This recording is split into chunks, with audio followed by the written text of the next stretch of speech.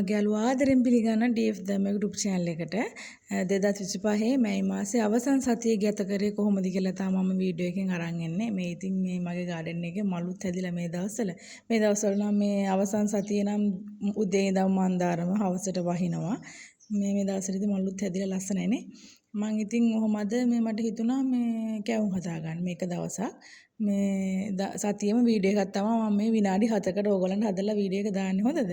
මං ඉතින් මේ කැවුම් හදන්න මේ පොල් ටික ඉතින් පොඩි පුතා මට ගාලා දෙනවා. මේ ගොඩක් විට මේ මැෂින් එකෙන් මම පොල් ගන්න බයයි. මම ගන්නෙම නෑ. මේ පොඩි පුතායි මහත්තයයි ලොකු පුතායි තමයි පොල් ගාලා දෙන්නේ. මං ඉතින් ඔහොම ඊයේ රෑ මේ හාල් ටිකක් පෙඟෙන්න දාලා හාල් ටිකකුත් ඔහොම ඉතින් කොටාගෙන හලාගෙන මේ දැන් ඉතින් කැවුම් හදනවා. මේ අර කොණ්ඩ කැවුම් රෙසිපි එකට තමයි මේ කැවුම් හදන්නේ. හැබැයි කොණ්ඩ කැවුම් නම් නෙමෙයි.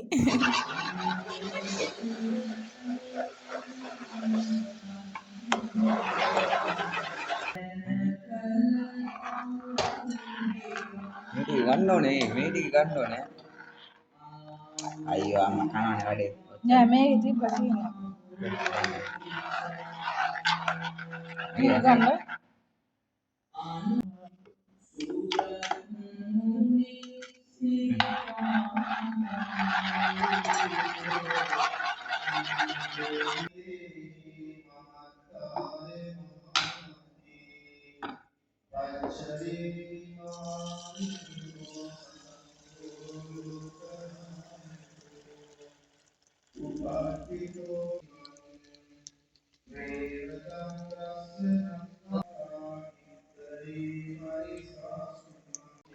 ගන්න වෙන්නේ බලු මේ බාර සිසල් ගක්ද ගත්තු කොණ්ඩ කැවුම් ඔව් කොණ්ඩේ අයියෝ අර හොඳට වෙනවා නිකන් මේ කෝරකින් ගන්න කොණ්ඩේ ඒවා නිකන් මාව කොණ්ඩේ කොණ්ඩේ නිකන් මාපු ඔන්න කැවුමා ගින්දර වැඩි වුණා කියලා අවරණයි අනික කට දානවද ටික අවරණයි ඒ ඇත්තම කොණ්ඩ කැවුම් ඒවනේ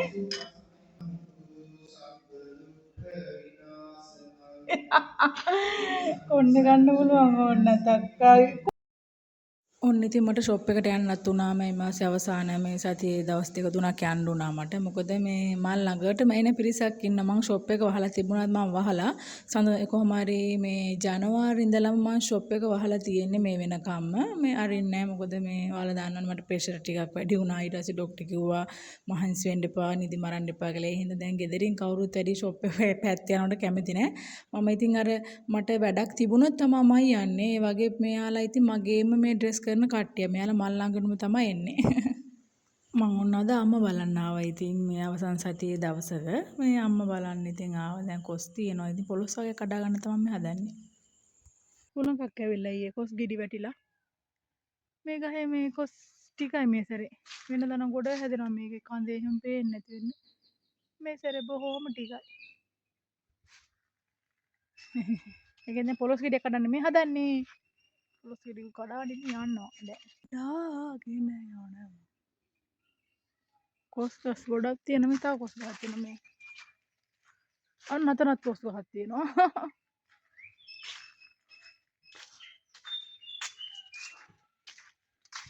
මෙතනත් කොස් ගහක් තියෙනවා. මේ එක එක වර්ග මේ වරක මේ හරි රසලි මේ ගහේ වරහයි.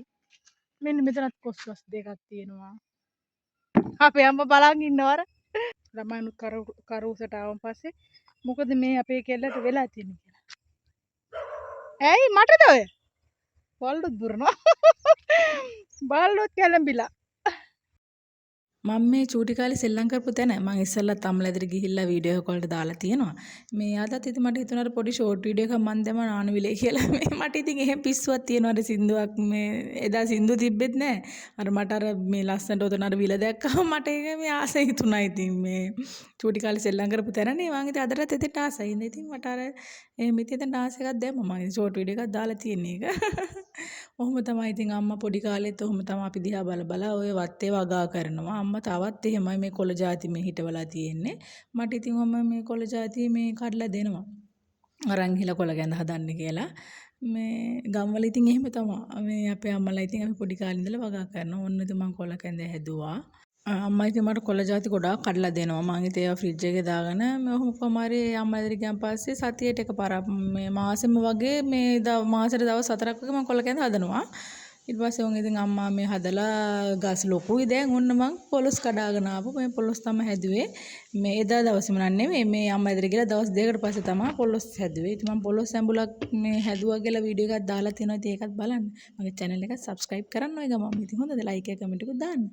අද ඔන්න මැයි මාසේ අවසාන ඉරිදා මේ හැම මාසෙම අවසාන ඉරිදා අපේ ගමේ මේ සමිතිය මේ මම නම් ඉතින් මේ සමිතියට විතරයි ඉන්නේ මේ එක එක සමිති තියෙනවා ගම්වල මේකට කියන්නේ මරණාධාර සමිතිය කියලා මම හිතන්නේ මේ ගම්වල තියෙනවා ඕගලන්ගේ පැත්තේ තියෙනවද කියලා මට කමෙන්ට් එකක් දාන්නකෝ ඔහොම තමයි අද සමිතියේ වැඩ උන වාර්තා ලියනවා ඒ වැඩ මේ ගෙදර වැඩවලට අමතර විදිහ මට මේ සමිතියේ වැඩක් තියෙනවා මරණාධාර සමිතිය කියන්නේ මේ කවුරු හරි මැරුණාන් පස්සේ සමිතියෙන් අර උදව් ගන්න එකට තමයි.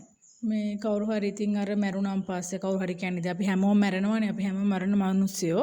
ඉතින් අර මැරුණාම ඒ ගෙදරට මේ සමිතිය කට්ටිය ඇවිල්ලා ඉතින් අර උදව් කරනවා. අහලා ඇති මේ ගම්වල තියෙන සමිතිය මරණාධාර සමිතිය කියලා. මේ මැරුණාන් පස්සේ විතරයි ඉතින් ජීවත් වෙලා ඉන්න ඕන උදව් නැහැ. ජීවත් වෙලා ඉන්න ඉතින් මේ මැරෙනකම් බලන් ඉන්න කට්ටියත් ඉන්නවා ගම්වල ඉතින්. ඒව නොකිය ඉන්නම් මම ඉදවලා දන්නවනේ ගම්වල තත්ත්වය කොහොමද කියලා. මේ මාසේ අවසන් සතිය මම ගත කරේ අලුත් වීඩියෝ එකක් හම්බෙමු. ඔයාලා හැමෝටම ආදරේ මගේ channel එක subscribe කරන්න, like එකක් දාන්න, comment එකක් දාන්න. අලුත් වීඩියෝ එකක් හම්බෙමු කියලා නම් ඔයාලා හැමෝම සතුටින් පරිස්සමෙන් ලස්සන ජීවත් වෙන්න. bye.